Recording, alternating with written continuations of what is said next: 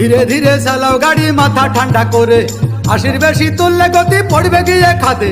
ধীরে ধীরে চালাও গাড়ি ইঞ্জিন ভালো রবে, 80 বেশি তুললে বেশি অ্যাক্সিডেন্ট হবে।